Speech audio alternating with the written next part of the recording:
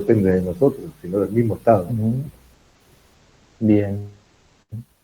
Bien, ¿qué pensás en concreto respecto a esas limitaciones? ¿Te referís a las normas? No, mira, yo te digo una cosa. Yo también trabajé 3 años en la parte de comparendo. Y nosotros, el 95% de los movimientos era hospitales. Era 5 de lado, nada. Nosotros 6, 7 movimientos hospitales por mañana. Internos diferentes. Entonces, el servicio en ese tema, para mí está bien, porque se brinda la asistencia necesaria. Capaz que hasta más asistencia que lo que tiene la persona libre, porque nosotros llegamos, entramos, pasamos, nos atendían, salíamos, y de ahí íbamos, veníamos, la gente todavía estaba a las 4 de la mañana, está esperando ahí, y todo. Y tenés, obviamente, y tiene limitaciones. La persona común, de acuerdo, a conseguir un turno, o conseguir algo, eso porque ya está colapsado todo el sistema.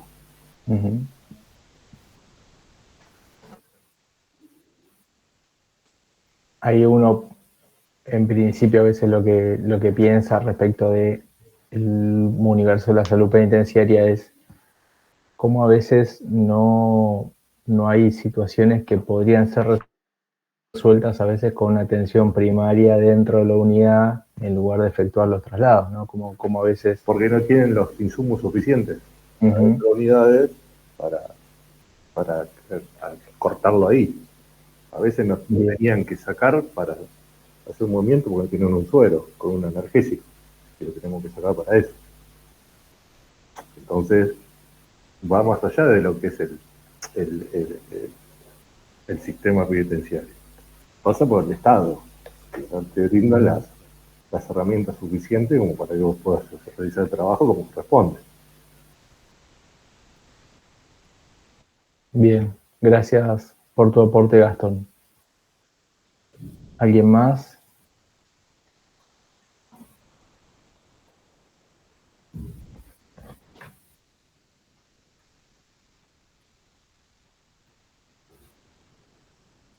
¿Otra persona?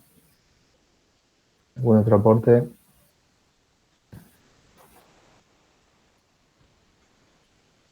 Por ejemplo, alguien mencionaba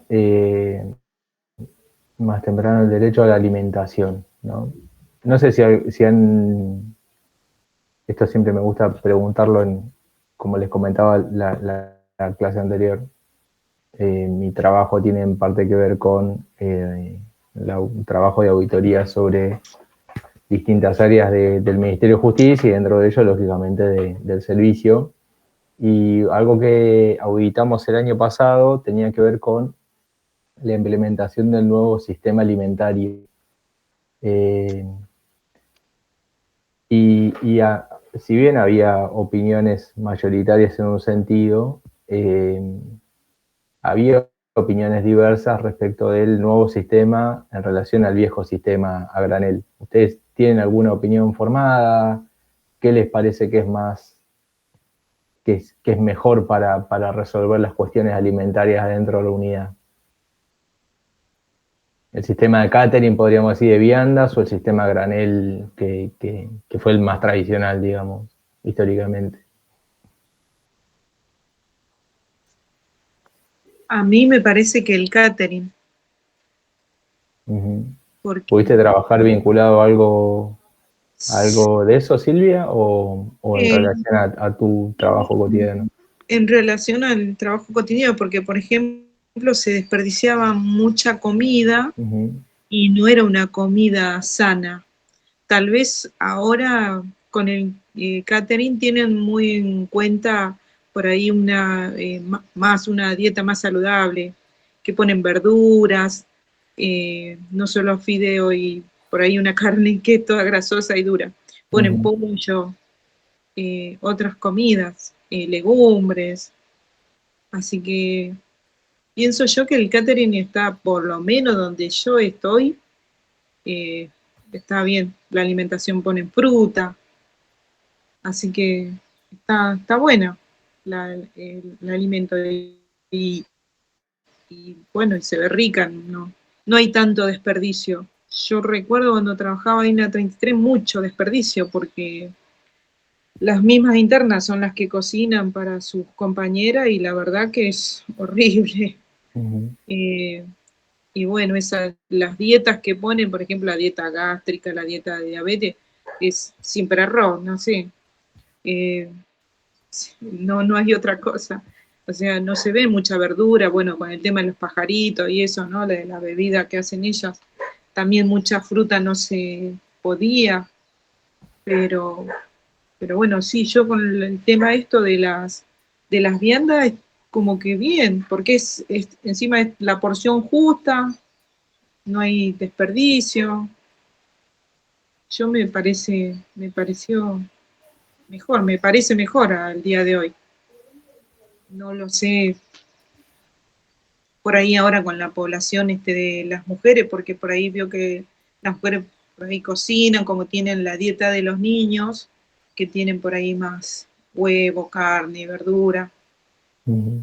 No lo sé, pero bueno, falta mucha cultura alimentaria a las madres. Está Así que, bueno, está bueno lo que comentaba Silvia. Yo de lo que pude recoger mayoritariamente el consenso era que tenían una opinión más favorable al sistema de vianda por estas cuestiones que vos describís, pero que también dependía mucho del proveedor que te había tocado, ¿no? El proveedor que había ganado esa licitación en determinada zona, en determinada unidad, lo que conecta un poco con lo que decía Gastón anteriormente. A veces los recursos son los limitantes, pero a veces ni siquiera los recursos, porque en este caso ya depende de los proveedores, ¿vieron? O sea, estamos como desgranando el contenido de los derechos muy generales hasta la situación efectivamente concreta donde esos derechos van y se cumplen o se incumplen. O sea, del enunciado general, ¿no? De el derecho a la alimentación, que se tiene que respetar incluso para las personas privadas de la libertad, bueno, bajo qué condiciones, bajo qué sistema, incluso bajo un mismo sistema, depende de qué proveedor te tocó, qué proveedor ganó la licitación, en definitiva, la calidad de cómo se va a manifestar ese derecho en la realidad, en la vida concreta, porque seguramente hay proveedores mejores y peores que algunos van a tener le van a hacer honor, digamos, a un sistema de viandas que refleje de alguna manera, mal que mal, el concepto de dignidad humana, y habrá otro que menos, ¿no? O que según la época, bueno, diferentes singularidades. Lo que me interesaba era como poner en acto como el contenido general de los derechos que muchas veces vemos como enunciados, después en la realidad se termina materializando de esta forma, ¿no? No sé si, o como comentaba Gastón, ¿no? ¿Cómo ejercer el derecho a la salud dentro de una unidad penitenciaria? Bueno, él decía que para muchas personas privadas de libertad a veces tenían un acceso más facilitado que incluso que las personas que están con libertad ambulatoria, como nosotros y nosotras. Pero también un poco lo pensaba, y esto también porque lo he visto, lo estuve trabajando o investigando sobre el tema, que hay muchas unidades penitenciarias que no tienen un médico la mayor parte del tiempo y que obliga a estas situaciones que, como decía Gastón, obligan a tener que trasladarte involucrando un operativo con varios oficiales, disponiendo de móviles, un operativo de seguridad bastante complicado, ¿no? para las necesidades de una unidad penitenciaria. Entonces, de esta manera, digo, es en estos ejemplos que ustedes ponen y que estamos conversando donde se ve cómo se materializa o no se materializa los derechos de en este caso que estamos hablando, y lo hablamos porque tiene que ver con nuestro trabajo y con el contenido de la licenciatura, cómo se materializan en la vida cotidiana, ¿no? Estas cuestiones. No sé si quieren poner algún otro ejemplo, creo que hay mucho para conversar que estaría bueno que puedan aportar puntos débiles, puntos fuertes, que sientan que tenemos dentro de nuestro sistema, dentro del servicio penitenciario.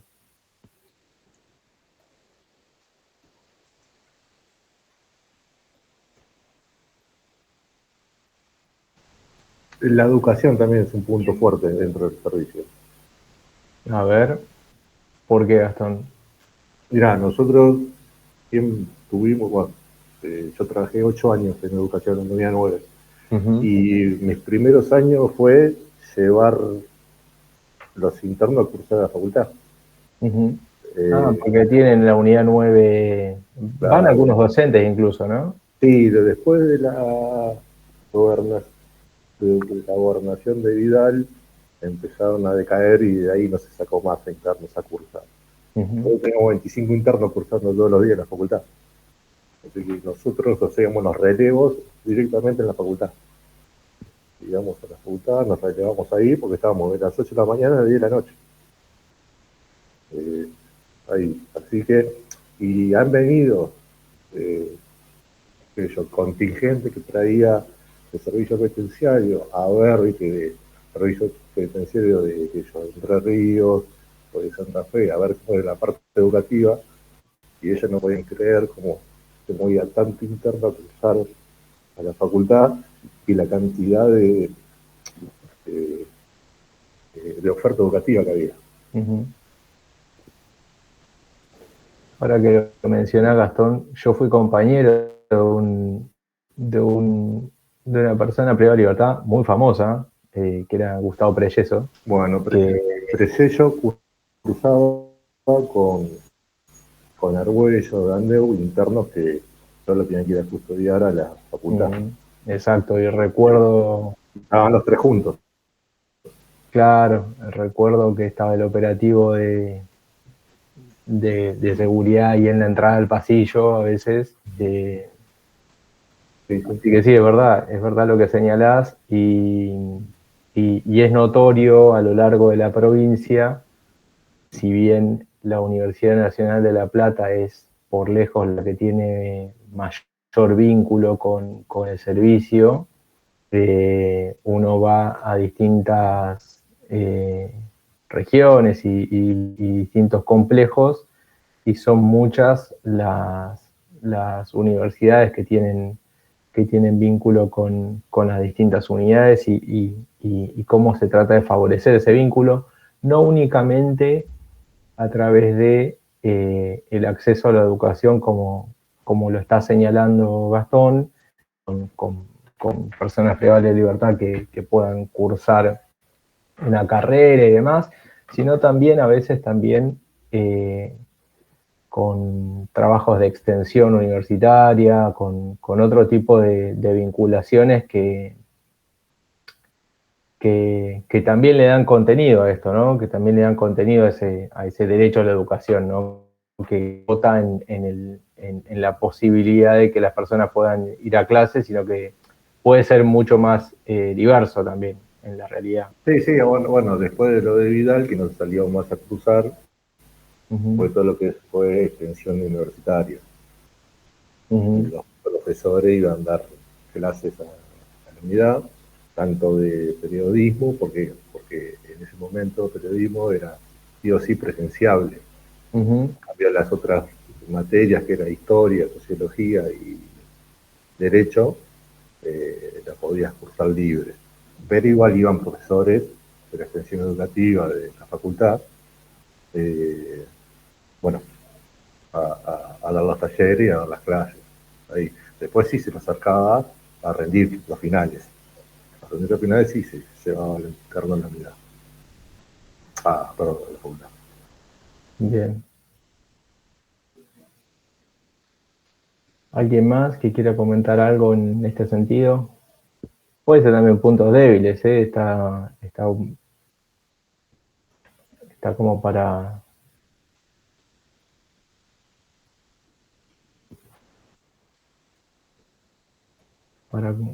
para debatir un poco.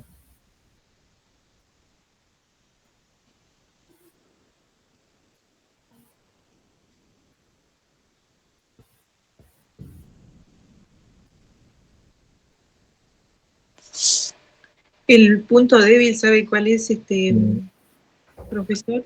Pienso yo, los profesionales, Ujú. porque a veces pienso que ellos como no conviven por ahí con el interno y no saben por ahí la problemática de cada uno, como uno por ahí habla con este, con el otro, lo escucha y va sabiendo más o menos cómo fue su vida. Y tal vez el profesional es como que es un segundo que va y es como que no toma la importancia de lo que debería ser o cómo debería ser o como lo toma ellos como un, no sé, como decir, como un trabajo de, no sé, es como algo que falta eso, porque Ujú. nosotros por ahí nos preocupamos mucho porque llega un momento que uno convive, es como ya tan parte de la familia, y uno escucha esto, y me pasa esto, me pasa lo otro, o mi familia esto, mi familia lo otro, y uno la convivencia esa diaria es como que se hace familiar, y uno como que ya quiere resolverle el problema, le quisiera resolver, y por ahí uno lo lleva al psicólogo, que esto, que el otro busca, va buscando la solución, y es como que el otro no te responde de la misma manera, y lo toma como así nomás, y ahí ya te va bajando como la puta, me puedo decir. Pero vos sos profesional, vos lo podés ayudar mejor que yo soy nada más que una custodia o un agente que solamente le puedo llevar o traer un papel, pero eso pasa a veces. Creo que, no sé, la mayoría deberemos, no sé, vivir eso. Porque a veces uno lo lleva al médico y dice, ay, dale un geniol. Y capaz que quisiera una escucha más o algo más profundo, o bueno, si vos pensás que no está enfermo, bueno, hacerle unos estudios para que vea la persona, que uno se ha interesado en ello, ¿no? Que Ujú. tiene interés. Y también eso, también yo veo que a las personas privadas de la libertad los bajonea, porque al final no le importa a nadie. Ujú. Y, y uno a veces no puede hacer más. Y bueno, yo te llevé a sanidad y bueno, y a veces cuando surgen las cosas, surgen no por nosotros a veces, en general es por los profesionales. A veces cuando explota todo es por los profesionales que no nos ayudan, porque eso es lo que pasa. No hay una ayuda, una ida y vuelta, decir, bueno, yo hago esto, voy a hacer lo otro, y así la vas, como no sé, reconstruyendo a la persona. Y eso, y nosotros, creo que nosotros lo más, el recurso más importante que tenemos y que no explotan las cárceles, creo que somos nosotros los penitenciarios, porque día a día vamos, ponemos el pecho ante esa persona, y ellos ven, obviamente, que uno le trata de solucionar las problemáticas, pero los profesionales que hay, la verdad que dejan mucho que desear, como que lo toman, no le importa, es eso. Perdón si hay algún profesional. Está muy bueno esto que decís, Silvia, porque estoy tratando de llegar a un punto, pero sin saberlo, ustedes me van llevando a de lo que quería hablarles ahora, y que tiene que ver con que estas caracterizaciones que hacen y estos aportes que vienen comentando, ustedes seguramente están infinitamente más familiarizados que el resto de la sociedad, pero para el resto de la sociedad, el mundo de lo penitenciario es un mundo al que él es muy ajeno y que gran parte de la sociedad elige no mirar, ¿no? Y que no es que no solo elige no mirar lo que tiene que ver con las personas privadas de la libertad, sino que también elige no mirar todo el sistema, ¿no? ¿Qué es lo que sucede adentro de una unidad penitenciaria? Y sobre todo, el rol y el carácter de los penitenciarios, en sí, de los trabajadores del servicio penitenciario, que son realmente los que muchas veces tienen la vocación de realizar estas tareas y que, como bien definís, todos aquellos que trabajan de forma tangencial, que entran y salen del servicio o del mundo que hace a lo penitenciario, lo hacen con un compromiso menor, de alguna manera. Seguramente toda generalización es injusta, pero la caracterización que hace Silvia es bastante, al menos por lo que uno ha podido observar, pero por lo que ve todos los días, es muy ajustada a la realidad. El universo de lo penitenciario se sostiene sobre todo por la voluntad de los trabajadores y trabajadoras del servicio, que son los que muchas veces, con los recursos escasos de los que veníamos hablando para poder encarar una realidad, son los que terminan muchas veces dando soluciones, y son los primeros apuntados cuando esas soluciones no son perfectas. Y decís, bueno, pero yo estoy haciendo lo máximo que puedo con lo que tengo, ¿no?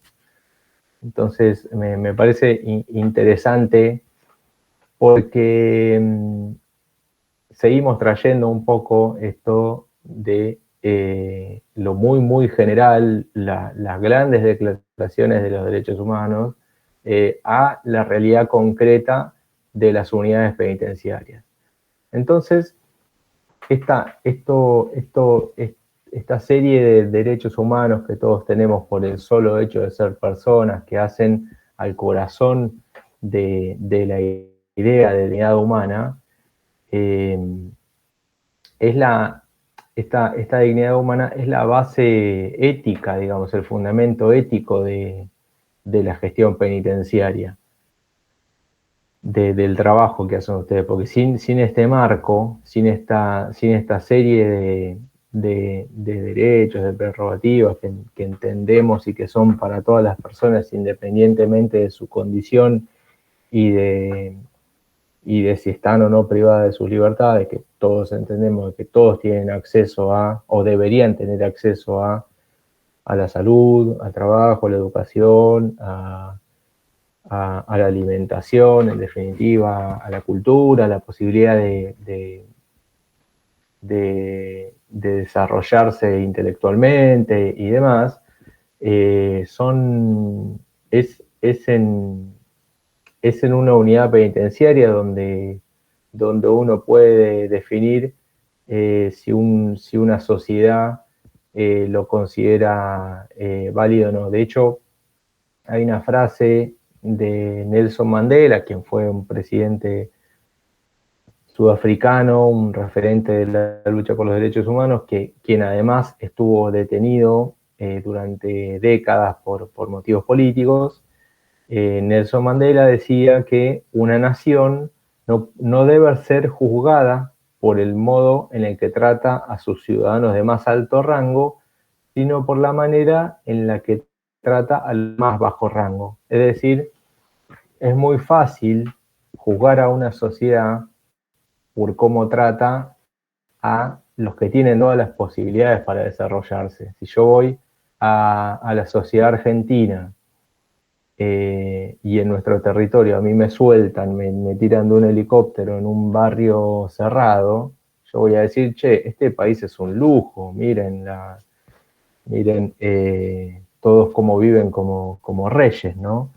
Pero lo interesante y la manera en la que dice Nelson Mandela que tiene que juzgarse a una sociedad, a un país, es por cómo trata a los demás bajo rango. Y los demás bajo rango en una sociedad como la nuestra, no necesariamente, pero pueden ser aquellas personas que están privadas de su libertad, ¿no? Aquellas personas que cometieron un delito, fueron juzgadas y condenadas, y todos estamos de acuerdo en que lo que hicieron está mal, por eso lo que hicieron tiene una sanción, y esa sanción se traduce en una condena, y esa condena los hace estar alejados del resto de la sociedad.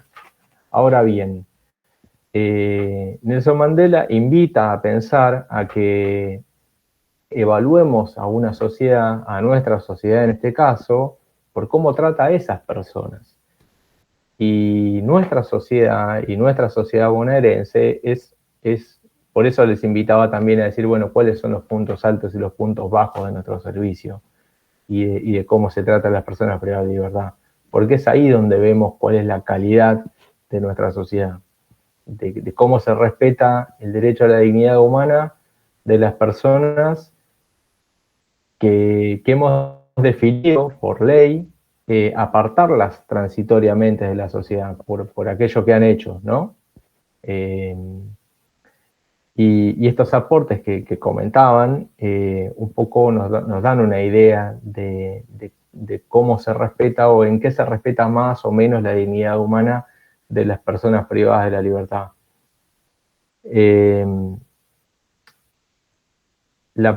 Porque hay algo de lo que un poco yo les comentaba, que cuando una persona es privada de su libertad, no es privada de su condición humana, no es privada del resto de sus derechos de alguna manera. El derecho que se le va a restringir durante un periodo determinado de tiempo, que es un periodo que lo resolvió un juez en base a una escala penal, que es la que fija las leyes penales por el hecho que ha cometido y por el que se le ha juzgado, es un periodo determinado de tiempo donde esa persona no va a poder ejercer determinados derechos.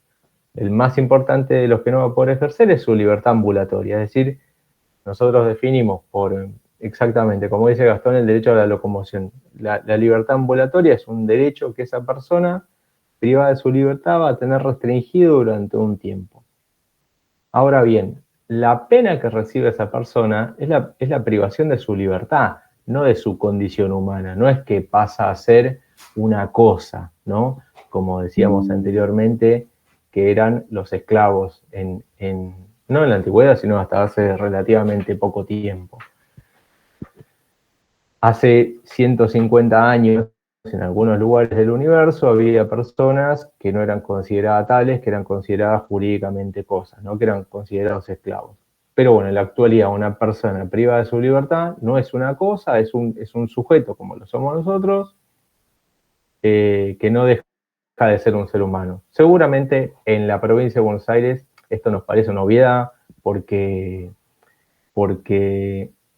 todas nuestras unidades penitenciarias tienen determinadas condiciones que, más allá de las falencias que puedan tener, cuentan más o menos con el respeto de este piso de condiciones de dignidad humana, como hemos venido hablando, con el respectivo derecho a la educación, a la salud y demás. Pero es en términos más generales, saliendo un poco de nuestra realidad puntual y pensando un poco por ejemplo, creo que vos, Gastón, decías que había venido gente de otros lados y se había sorprendido por la cantidad y por la dedicación que le ponían los trabajadores de servicio y la gestión de servicio a garantizar el derecho a la educación. Bueno, que un poco ratifica esto, ¿no? Que las personas encarceladas no dejan de ser seres humanos, que la esencia del encarcelamiento es la privación de la libertad, pero no de la dignidad humana, y que el personal penitenciario no tiene entre sus facultades el derecho a imponer castigos adicionales o que trate a los reclusos como seres inferiores.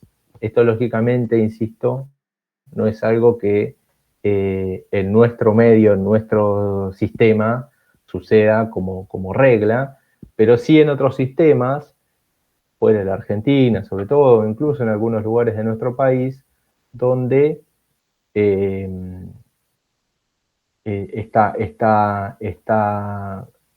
este respeto a la dignidad humana de las personas privadas de libertad está mucho más lejos de ser el de condiciones óptimas. Entonces, entrando un poco a lo que son estas condiciones de vida dignas que el Estado a una persona de su libertad asume de algún modo la obligación de cuidar de esta persona, esto implica proporcionarle condiciones de vida que respeten esta dignidad humana, como, por ejemplo, un alojamiento adecuado que cumpla con los requisitos de, como decíamos, salud, higiene, alimentación, acceso a instalaciones sanitarias y demás, procedimientos respetuosos, por ejemplo. Hablábamos de, no sé si alguno de ustedes me comentaba que trabajaba con eh, eh, eh, eh, las requisas y los cacheos corporales y los procesos de admisión y demás. Todo esto tiene que ser, en la medida de lo posible, respetuoso de la dignidad humana. Por supuesto que ahí de vuelta, por ejemplo, en el caso de los cacheos y de las requisas, vuelve a tener importancia no solamente las regulaciones y los procedimientos, sino también los recursos materiales que contás para realizar esta tarea. Recuerdo hace poco que anduve por la unidad 8 y la unidad 33, que justo habían tenido unas requisas que habían encontrado una serie de estupefacientes. Hablaba con la encargada de requisa y hablábamos de que, y así como también lo sostienen desde otras áreas del ministerio, ¿no? Que lo mejor sería tener esos escáneres digitales de máxima tecnología que no avanzan sobre la integridad física de las personas privadas de libertad y que de algún modo también son mucho más cómodos y eficaces para los trabajadores del servicio que tienen que hacer esa tarea. Pero bueno, lógicamente se nos pone como bloqueo, como límite, la posibilidad material de acceder a eso, ¿no? La posibilidad de que el Estado pueda equiparse con ese equipamiento de máxima tecnología que lógicamente es de un costo que muchas veces no se puede afrontar. Entonces acá también vemos cómo, y como acota también Gastón, que no solamente es para los internos, sino también para las visitas, cómo el respeto a la dignidad humana a veces no solamente se ve atravesado por los procedimientos que llevamos a cabo o por las personas que efectivamente son las encargadas de respetar esas tareas, sino también por los límites materiales que existen, por los límites de infraestructura, por los límites de financiamiento. Esto tiene un peso muy importante. Muchas veces se pone el eje en lo que hace al respeto de los derechos humanos en la voluntad de un agente o de una persona en definitiva, un sujeto. Pero ese sujeto actúa también condicionado, determinado por las herramientas que tiene a mano. En ese sentido,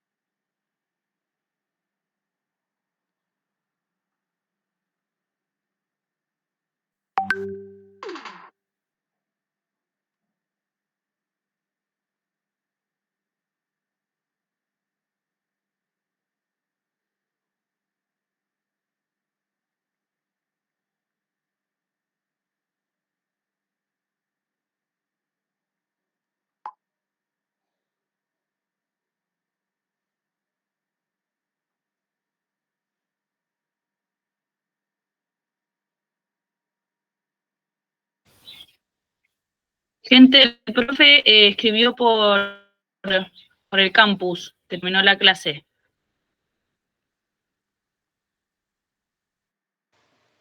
Gracias.